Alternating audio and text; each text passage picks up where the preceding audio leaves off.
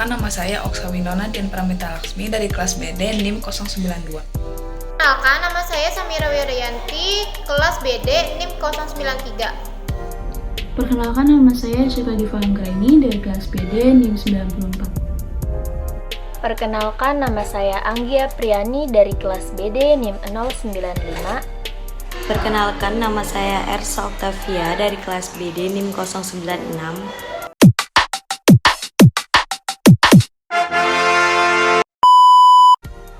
Kami dari mahasiswa UIN Syarif Hidayatullah Jakarta semester 2. Tujuan dari pembuatan video ini adalah untuk menyelesaikan tugas kelompok mata kuliah Islam dan Ilmu Pengetahuan dengan tema Integrasi Islam dan Al-Quran serta Tantangan Zaman dengan dosen pengampu yaitu Apoteker Barita Juliano Siregar SSI MM. Nah, tunggu apa lagi? Simak video berikut ini.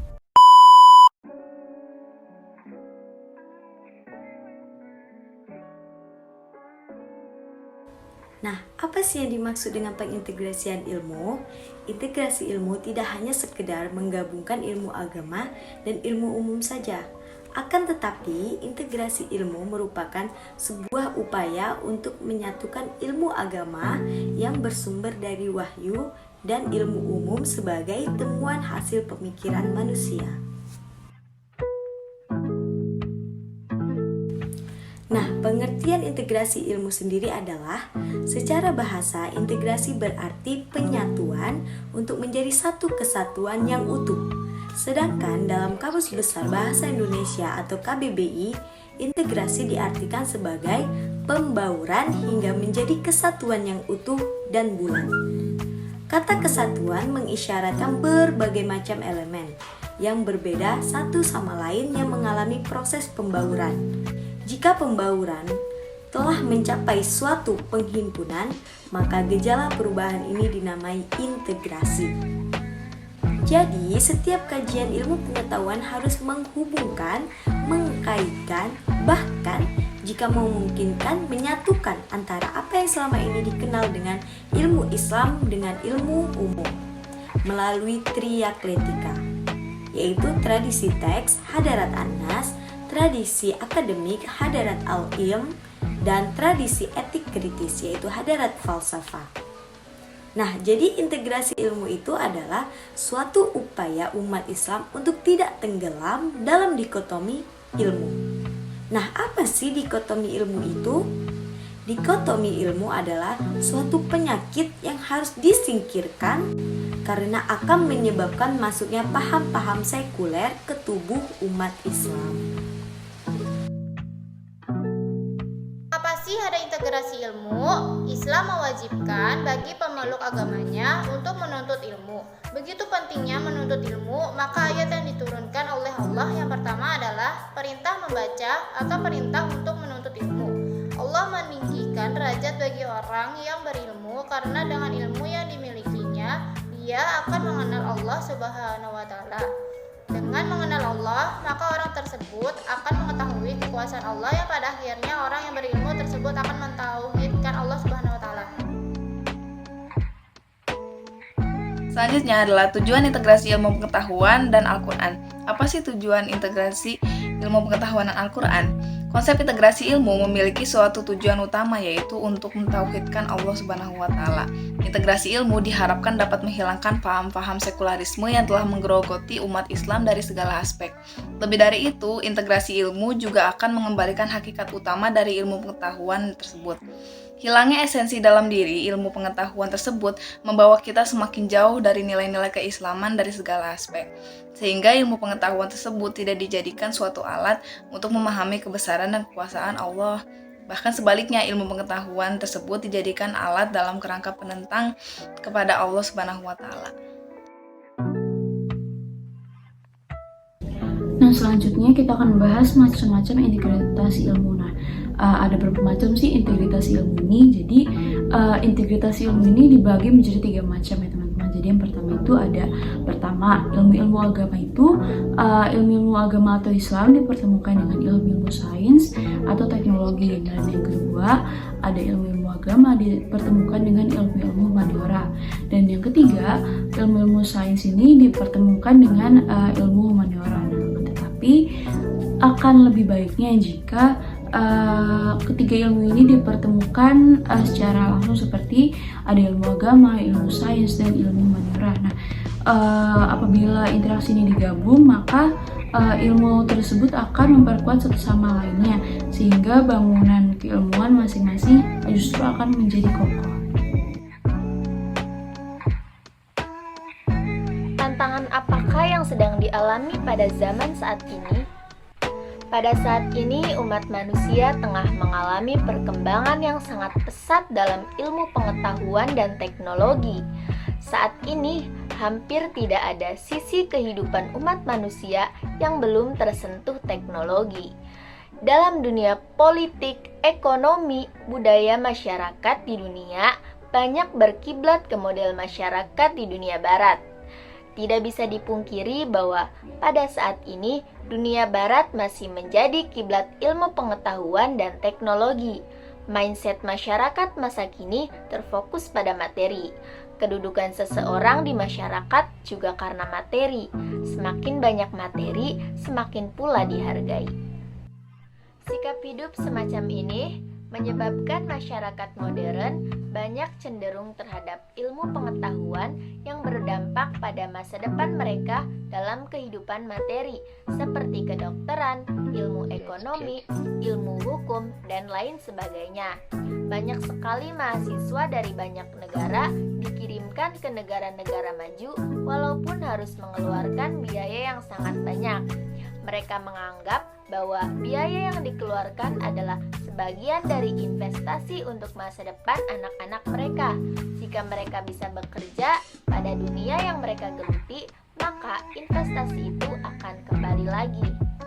Tidak mengherankan jika ada cabang ilmu pengetahuan yang subur, banyak diminati oleh masyarakat, dan banyak pula cabang ilmu pengetahuan yang sepi peminat. Di antara cabang ilmu pengetahuan yang merana adalah ilmu-ilmu sosial. Dari sekian banyak cabang ilmu pengetahuan sosial yang ada, ilmu agama, terutama agama Islam, ikut terimbas seiring dengan pergeseran makna kehidupan dalam masyarakat. Indikator dari tereliminasinya ilmu-ilmu agama dari percaturan keilmuan adalah semakin sedikitnya masyarakat ilmiah yang menggeluti ilmu agama Islam, kecuali di lingkungan tertentu yang telah mewarisi peninggalan nenek moyang, contohnya seperti lingkungan pesantren. Semakin sedikit yang mengaji kitab kuning yang berat-berat, masyarakat keilmuan Islam sekarang tidak lagi mau bersusah payah dengan mengaji kitab-kitab besar dengan menuliskan makna pada setiap kalimat, tapi cukup dengan kitab-kitab terjemahan dan kitab yang sudah ada makna gundulnya. Semakin hari, semakin sedikit ulama yang ahli dalam ilmu keagamaan. Apakah ini berarti proses menuju kehilangannya ilmu agama dari ranah kehidupan umat manusia? Zamanlah yang akan menjawab.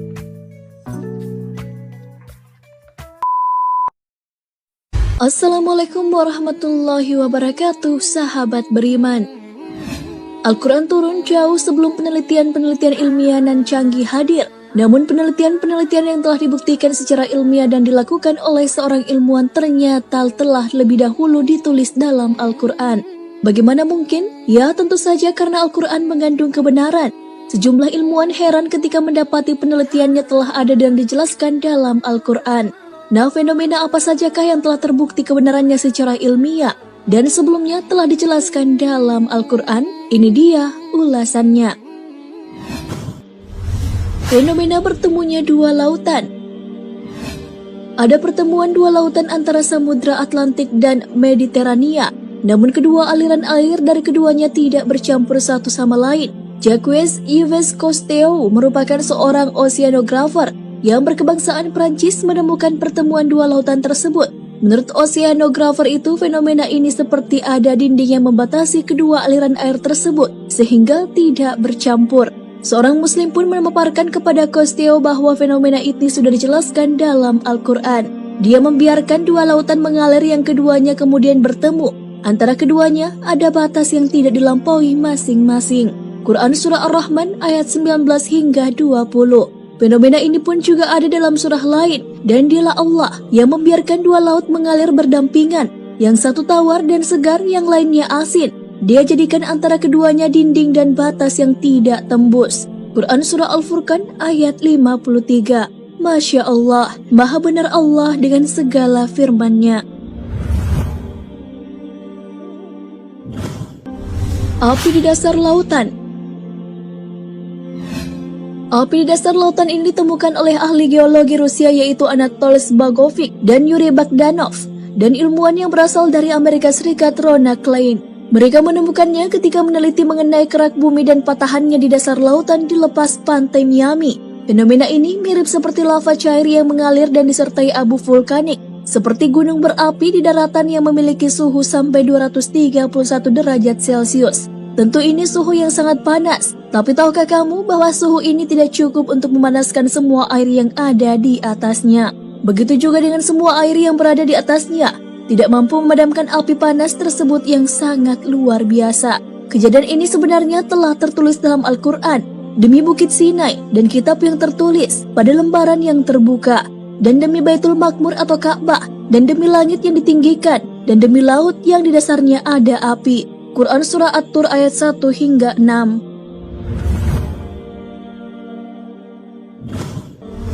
Penciptaan berpasang-pasangan.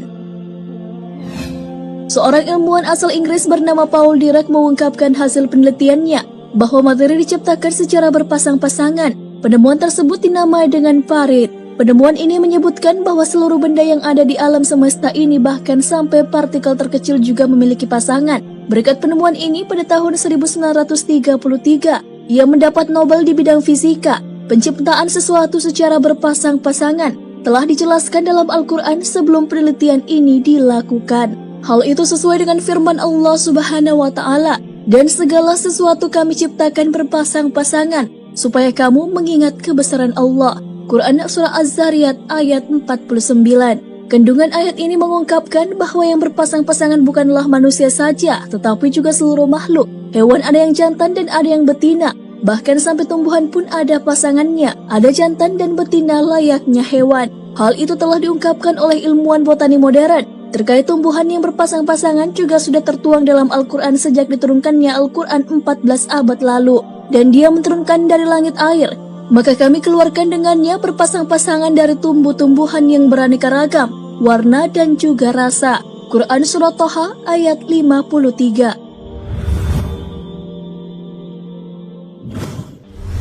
Jenis kelamin bayi. Hasil penelitian pada abad ke-20 dalam ilmuwan genetika memaparkan bahwa penentuan jenis kelamin bayi itu ditentukan oleh sperma pria. Dalam sperma tersebut terdapat 2 kromosom, yaitu kromosom X yang isinya berupa sifat-sifat kewanitaan dan kromosom Y yang isinya sifat-sifat kelaki-lakian. Dalam sel telur wanita hanya mengandung kromosom X saja. Jadi jenis kelamin bayi ditentukan oleh sperma yang membuahi dan mengandung kromosom X dan Y. Sebelum penemuan tersebut, orang-orang mengira bahwa jenis kelamin berasal dari wanita. Terkait jenis kelamin bayi sudah dijelaskan dalam Al-Quran jauh sebelum penelitian tersebut dilakukan. Dialah yang menciptakan berpasang-pasangan pria dan wanita dari air mani apabila dipancarkan. Quran Surah An-Najm ayat 45 hingga 46.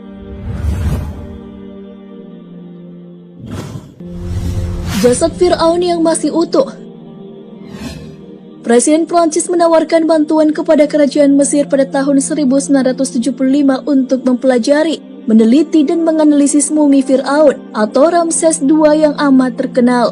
Fir'aun yang dimaksud di sini adalah Fir'aun yang hidup pada zaman Nabi Musa alaihissalam. Fir'aun tersebut tenggelam di Laut Merah ketika mengejar Nabi Musa alaihissalam. Penelitian yang dipimpin oleh Profesor Dr. Maurice Bosaili berhasil mengungkap bahwa terdapat sisa-sisa garam yang masih melekat pada jasad tersebut. Hal ini telah dijelaskan dalam Al-Quran sebelum penelitian ini dilakukan. Maka hari ini kami biarkan engkau, hai Fir'aun, terlepas dari badanmu yang tidak bernyawa di telan laut, untuk menjadi tanda bagi orang-orang setelahmu, supaya mereka mengambil pelajaran. Dan ingatlah sesungguhnya kebanyakan manusia lengah terhadap tanda-tanda kekuasaan kami. Dasar laut.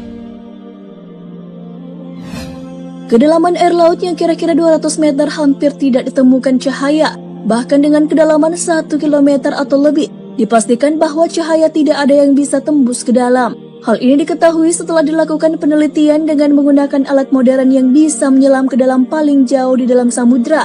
Hal ini telah dijelaskan dalam Al-Quran sebagaimana firman-Nya, atau seperti gelap gulita di lautan yang dalam, yang diliputi oleh ombak, yang di atasnya ombak pula, di atasnya lagi awan, gelap gulita yang bertindih-tindih. Apabila dia mengeluarkan tangannya, tiadalah dia dapat melihatnya. Dan barang siapa yang tiada diberi cahaya petunjuk boleh Allah, tiadalah dia mempunyai sedikit pun.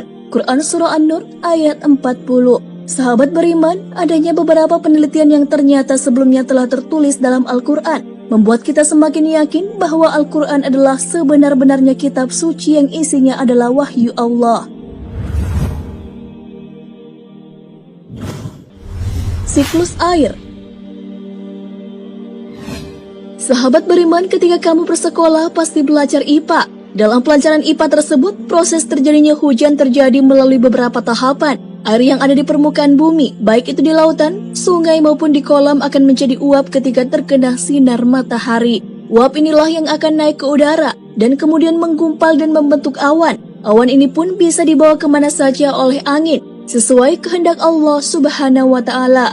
Jika kandungan air dalam awan tersebut sudah jenuh, hujan pun turun dan nantinya air itu akan kembali lagi ke lautan. Proses ini pun ternyata telah dijelaskan dalam Al-Quran. Allah dialah yang mengirimkan angin, lalu angin itu menggerakkan awan dan Allah membentangkannya di langit menurut yang dikehendakinya dan menjadikannya bergumpal-gumpal.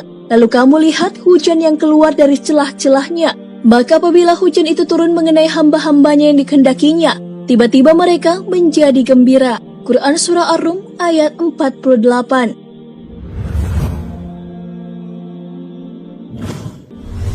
Tumbuhan bertasbih. Majalah sains terkenal bernama Journal of Plant Molecular Biology mengungkapkan hasil penelitian tentang suara ultrasonik yang berasal dari tumbuhan. Penelitian dilakukan oleh tim ilmuwan yang berasal dari Amerika Serikat. Penelitian yang dipimpin oleh Profesor William Fromm ini merekam dan menyimpan suara ultrasonik yang berasal dari tumbuhan, kemudian diubah menjadi gelombang elektrik optik yang bisa ditampilkan ke layar monitor dalam bentuk rangkaian garis. Ternyata garis-garis tersebut membentuk lafaz Allah, yang belakangan diketahui bahwa itu adalah kalimat tasbih. Fenomena ini ternyata telah dijelaskan dalam Al-Quran, dan tak ada sesuatu pun melainkan bertasbih dengan memujinya. Tetapi kamu sekalian tidak mengerti tasbih mereka. Sesungguhnya dia adalah maha penyantun lagi maha pengampun. Quran Surah Al-Isra ayat 44.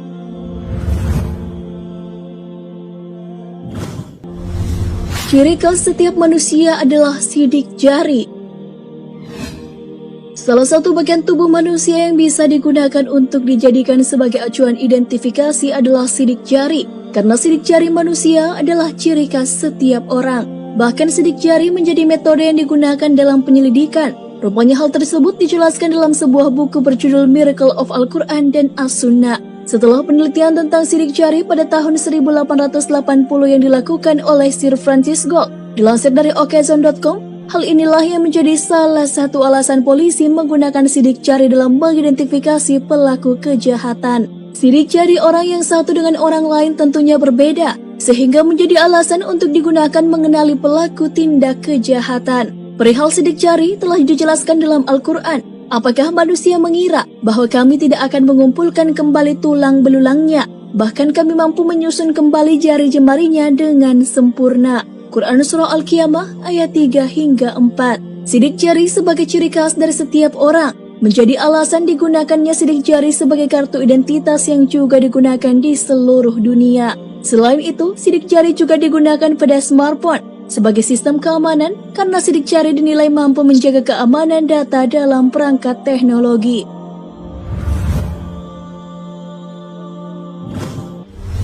Garis edar tata surya. Ahli astronomi mengungkapkan bahwa matahari bergerak dengan kecepatan hingga 720.000 km per jam ke arah bintang Vega pada solar apex yang merupakan nama sebuah garis edar. Tentu pergerakan ini sangat cepat. Hal ini dapat diartikan bahwa matahari bergerak kurang lebih 17.280.000 km dalam kurun waktu sehari. Tak hanya matahari, semua planet, satelit dalam sistem gravitasi matahari juga menempuh jarak yang sama. Bahkan semua bintang pun. Fenomena tata surya dan garis edar telah dijelaskan dalam Al-Quran, dan matahari berjalan di tempat peredarannya. Demikianlah ketetapan yang maha perkasa lagi maha mengetahui. Telah kami tetapkan manzilah-manzilah, sehingga setelah dia sampai ke manzilah yang terakhir, kembalilah dia sebagai bentuk tandan yang tua. Tidaklah mungkin bagi matahari mendapatkan bulan, dan malam pun tidak dapat mendahului siang, dan masing-masing berada pada garis edarnya. Quran Surah Yasin ayat 38 hingga 40. Sahabat beriman, itulah 10 kebenaran Al-Quran yang juga telah dibuktikan oleh penelitian ilmiah. Para ilmuwan pun takjub dengan fenomena Al-Quran yang akhirnya terbukti dengan penelitian ilmiah. Padahal ketika Al-Quran diturunkan, belum ada alat-alat yang canggih yang bisa digunakan untuk penelitian. Jadi setelah menonton video ini, tidak ada lagi keraguan di dalam Al-Quran dan memang seharusnya tidak ada.